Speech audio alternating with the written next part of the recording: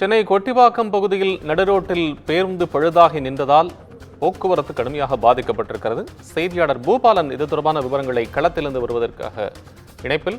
பூபாலன், இப்போ அங்கே சூழல் எப்படி இருக்கு? அந்த போக்குவரத்து சீர் செய்யப்பட்டு விட்டுச்சா? அந்த பேருந்து அகற்றப்பட்டு விட்டதா?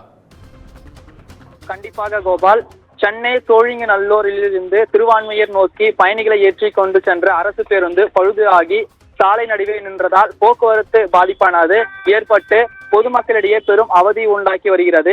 அதாவது கொட்டிவாக்கம் OMC கிரவுண்ட் அருகே அரசு பேருந்து பயணிகளை ஏற்றி கொண்டு சென்ற போது பழுதாகி நின்றதால் பேருந்தில் பயணித்த பயணிகளை இறக்கி மற்றொரு வண்டியில் அனுப்பி வைத்துள்ளனர்.